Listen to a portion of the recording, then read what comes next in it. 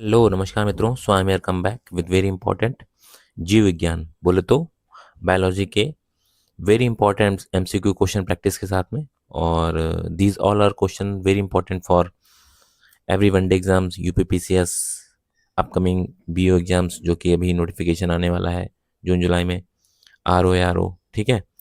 तो जिस भी एग्ज़ाम में साइंस एज अ बायो आती है वहाँ पे ये क्वेश्चन आपकी हेल्प करने वाले हैं, और हेल्प नहीं बहुत ज़्यादा हेल्प करने वाले हैं। ठीक है, तो विदाउट एनी डिले हम लोग मूव करते हैं क्वेश्चंस की तरफ। So here first question on your screen. पहले मैं क्वेश्चन पढ़ूंगा, उसके बाद मैं 3 सेकंड वेट करूंगा, उसमें आप लोग को आंसर करना है, ठीक है। Then I will answer. तो यहाँ पे क्वेश्चन क्या है, निम्नलिखित हार्मोन में से कौन सा एक ऐसा हार्मोन है जो एक्टिव हो जाता है? कब एक्टिव होता है? जब एक माँ अपने बच्चे को आलिंगन करती है, उसको चूमती है या उसको ब्रेस्ट फीडिंग कराती है, तब एक हार्मोन उसकी बॉडी में एक्टिव होता है। उसका नाम बताइए, ठीक है। तो उसका नाम है 1, 2 एंड 3। आई होप आपने आंसर कर लिया होगा। उसका ऑक्सीटोसिन, ठीक है। Oxytocin is also name as love hormone. इसको हम लोग लव हार्मोन के नाम से भी जानते हैं, ठीक है। हग हार्मोन भी इसको बोलते हैं, ठीक है। आलिंगन प्रेम का हार्मोन, ठीक है। और यही एक ऐसा हार्मोन है जिसका हम लोग यूज करते हैं डेयरी फार्मिंग में। जो हमारी गाय माता हैं और भैंस मौसी हैं उनको ये इंजेक्ट किया जाता है, ये हार्मोन ऑक्सीटोसिन नाम का इंजेक्शन दिया जाता है, और जिससे कि उनके गर्भाशय जो यूट्रस होता है उसमें कॉन्ट्रैक्शन सिकुड़न पैदा होती है और उनके थनों में दूध आता है। ये ज़बरदस्ती किया जाता है, इसलिए is a type of exploitation, ये एक शोषण है, ठीक है। भैया दूध गाय का है, गाय के बच्चे का है। इसके ऑप्शन में यहाँ पे देख लेते हैं और क्या क्या है, थोड़ा समझ लेते हैं, क्योंकि ऑप्शन से भी क्वेश्चन बन जाते हैं। जो यहाँ पे ऑप्शन है वो अगले क्वेश्चन में आंसर बन के आएगा। तो इंसुलिन आपको पता है ब्लड शुगर कंट्रोल करने के लिए होता है, ठीक है। ऑक्सीटोसिन मैंने बता दिया। मेलाटोनिन क्या होता है? मेलाटोनिन पीनियल ग्लैंड से रिलीज होता है, एक ऐसा हार्मोन है जो कि आपकी स्लीप, आपकी निद्रा को कंट्रोल करता है, ठीक है। एस्ट्रोजन क्या है ये आपको कमेंट में बताना है। Question number 2, it is a very important question. यहाँ पे पूछा जा रहा है कि निम्नलिखित में से कौन सा युग्म सुमेलित नहीं है, मतलब सही सुमेलित नहीं है। तो पहला यहाँ पे पढ़ते हैं, इंसुलिन रक्त शर्करा नियंत्रण, मतलब कि ब्लड शुगर लेवल को कंट्रोल करता है, बिल्कुल सही है। मेलाटोनिन कंट्रोल ऑफ स्लीप, निद्रा का नियंत्रण करता है, बिल्कुल सही है, अभी मैंने ऊपर बताया आपको। और ऑक्सीटोसिन, इससे स्तनों में दूध आता है माँ के, और जो गाय और जो भैंस है, ठीक है। तो ये भी सही है। यहाँ पे आता है डी नंबर पे, गैस्ट्रिन का उपयोग रक्तचाप का नियमन, मतलब कि ब्लड जो प्रेशर है उसको कंट्रोल करने में इसका यूज होता है, तो ये गलत है, ठीक है। ये ऊपर के तीनों सही हैं, तो आंसर क्या हो जाएगा इसमें? डी। नेक्स्ट इन्फॉर्मेशन मैंने दी है आपको कि मेलाटोनिन क्या होता है, मस्तिष्क के पीनियल ग्लैंड से निकलता है, ठीक है, जो कि मैंने को पहले बता दिया है। और ये एक प्राकृतिक नेचुरल हार्मोन है। ये क्या करता है, सोने जागने की जो प्रक्रिया है बॉडी में उसको रेगुलेट करता है। और जो हमारी बायोलॉजिकल क्लॉक है कि हमको भी दिन में जगना है, रात में सोना है, ठीक है, ये सब सेट जो करती है बायोलॉजिकल क्लॉक, उसको भी अरेंज करके रखता है। तो it is a very and very important melatonin hormone. सुनाओ यार क्वेश्चन नंबर 3। क्वेश्चन नंबर 3 में पूछ रहा है कि आयोडीन युक्त हार्मोन कौन सा है? तो आपको पता है कि आयोडीन की कमी से हमें क्या होता है? घेंघा रोग होता है। क्या होता है? एक मिनट। आयोडीन की कमी से घेंघा रोग, जिसको बोलते हैं ग्वाइटर, गले में हो जाता है, ठीक है। तो गले में कौन सी जो है ग्लैंड होती है, ग्रंथि होती है, वो होती है थायराइड ग्लैंड, ठीक है। तो थायराइड से बना हुआ होता है, उसी से निकलता है थायरॉक्सिन। तो थायरॉक्सिन आयोडीन जो है हार्मोन ही आयोडीन युक्त हार्मोन है। मतलब कि आयोडीन अगर नहीं मिली तो क्या हो जाएगा, थायरॉक्सिन नहीं निकलेगा, नहीं निकलेगा तो प्रॉपर जो आपका गले में जो थायराइड ग्लैंड होगी वो उसमें सूजन आ जाएगी, तो आपको हो जाएगा घेंघा रोग, जिसको बोलते हैं ग्वाइटर, ठीक है। तो आंसर इसमें क्या हो जाएगा? ए। आगे थोड़ा सा फिगर समझते हैं। तो ये आप यहाँ पे आप देख लो ग्वाइटर कैसे होता है। देखो ये है आपकी थायराइड ग्लैंड जो कि आपको दिख रही है, गले में होती है, ठीक है। ये है थायराइड ग्लैंड, डन। ये एडम सेप्पल। अब इसमें क्या होगा, अगर इसमें आयोडीन की कमी हो गई तो ये क्या होगी, इसमें स्वेलिंग आ जाएगी। क्या आ जाएगी? स्वेलिंग। अब स्वेलिंग देखो आ गई है, पहले ये छोटा सा होगा ऐसे करके बना हुआ, अब इसमें स्वेलिंग आ जाएगी तो देखो ये यहाँ पे फूल गया है। इसी को बोलते हैं ग्वाइटर। क्या बोलते हैं? ग्वाइटर। ट्रैकिया, जहाँ से हम लोग सांस लेते हैं। अब देख लो भैया, देखो गले में सूजन आ गई, इसी को बोलते हैं हम लोग ग्वाइटर। क्लियर? इसलिए आयोडीन खाइए आप, सुई की नोक के बराबर पर डे आयोडीन की ज़रूरत होती है बॉडी को। यहाँ पे थोड़ा सा एक्सप्लेनेशन एक्स्ट्रा डिटेल मैंने दी है आपको। ये क्या है, थायरॉक्सिन जो हार्मोन होता है उसको हम लोग बोलते हैं T4 हार्मोन। इसीलिए जब थायरॉक्सिन का जो है टेस्ट होता है तो उसको बोलते हैं T4 टेस्ट कराओ। अगर थायरॉक्सिन की कमी होगी तो T4 टेस्ट में पता चल जाएगी, क्योंकि इसका नाम ही होता है T4। ठीक है। गर्दन में स्थित तितली के आकार की एक थायराइड ग्लैंड होती है, जो कि मैंने अभी दिखाई थी, ऐसे करके तितली का आकार बनी होती है। ठीक है। और इसी थायराइड ग्लैंड से क्या रिलीज होता है, थायरॉक्सिन हार्मोन। ठीक है। ये हार्मोन रिलीज नहीं होगा अगर प्रॉपरली, तो फिर आपको ग्वाइटर हो जाएगा। ठीक। और मुख्य इसका काम क्या होता है, भोजन को ऊर्जा में बदलने की प्रक्रिया में ये हेल्प करता है। ठीक है। और T4 टेस्ट कराया जाता है जब इसकी कमी। क्वेश्चन नंबर 4 में क्या पूछा जा रहा है, ऐसा पूछा जा रहा है कि रेशम ग्रंथि किसका रूपांतरित रूप है। तो रेशम ग्रंथि लार ग्रंथि का रूपांतरित रूप है। जो लार ग्रंथियां होती हैं उसी से रेशम, जैसे कि समझो, जो रेशम का कीड़ा होता है उसकी जो लार निकलती है, वो लार ही सूख कर क्या बनाती है, रेशम का धागा बना देती है। ठीक। जैसे मकड़ी हो गई, मकड़ी अपने मुंह से जो लार छोड़ती है वही धागा बन के जाला बनता है। तो और बहुत से ऐसे कीट देखे गए हैं जो अपनी लार से ही अपना घर बना लेते हैं। तो लार ग्रंथि ही रेशम का धागा बनाती है, इसीलिए जो रेशम ग्रंथि है वो लार ग्रंथि के नाम से जानी जाती है। ठीक। इसको याद रखिएगा, क्वेश्चन एक बार आ चुका है ये।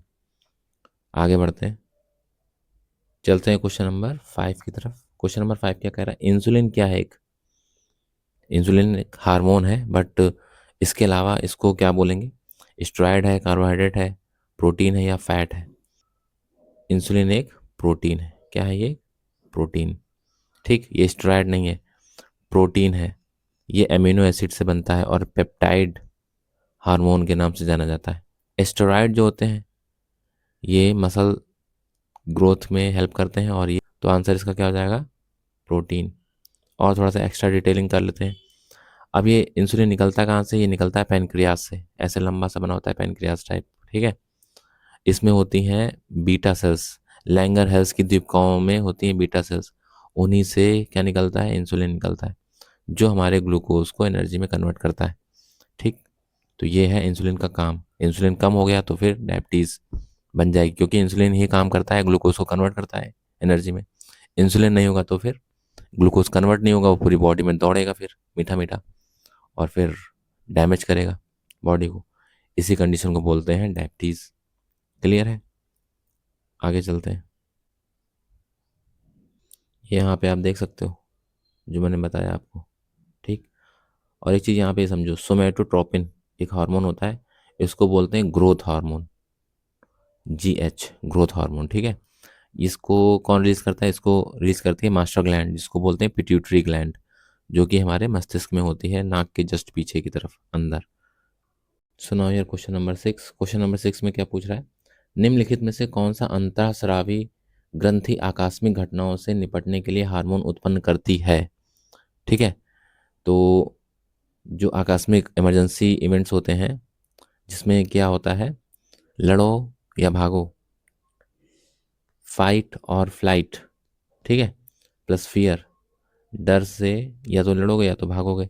तो इन सब कंडीशन में कौन सा हार्मोन रिलीज होता है, एड्रिनल। ठीक है। तो ये रिलीज कहाँ से होता है, इसको समझो। इसका आंसर क्या होगा यहाँ पे, ABCD।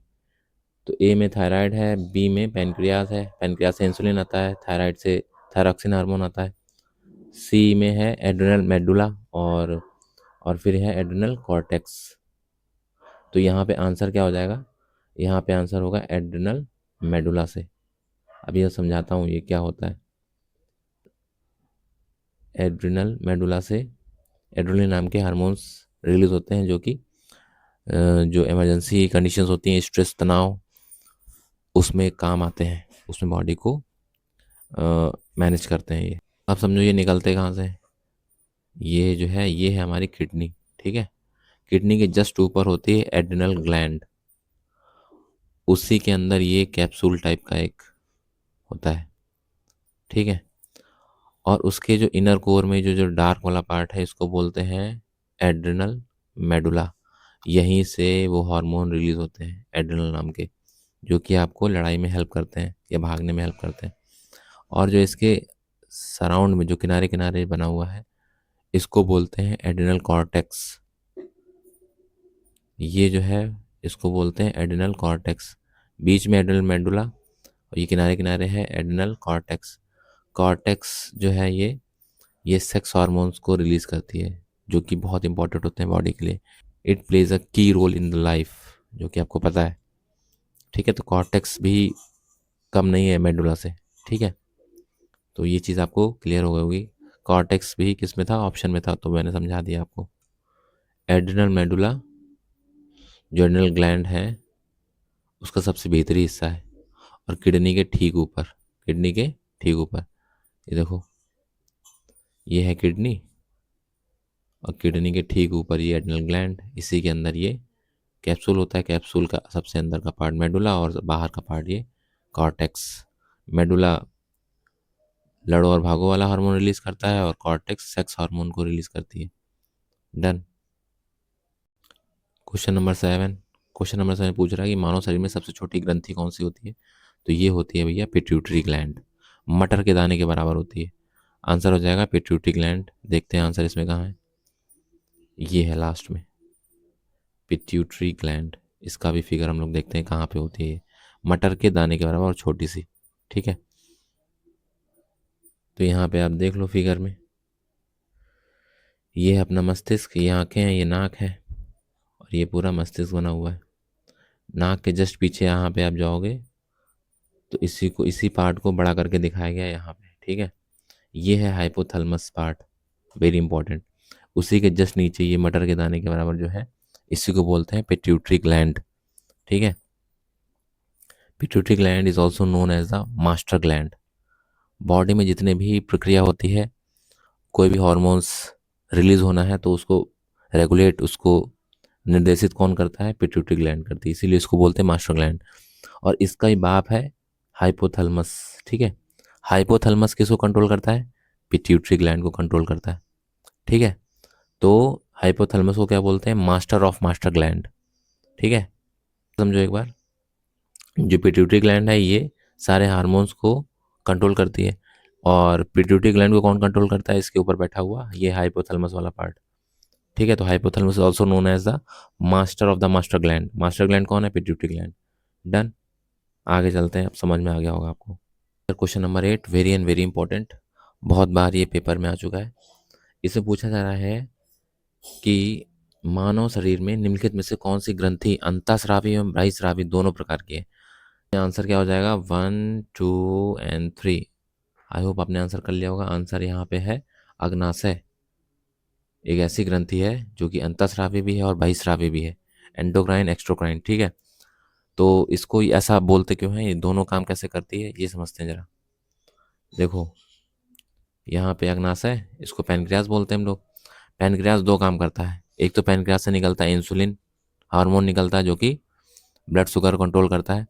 ये बहुत अंदर से निकलता है, इसको बोलते हैं, इस वजह से अंतःस्रावी काम ये हो रहा है इसका।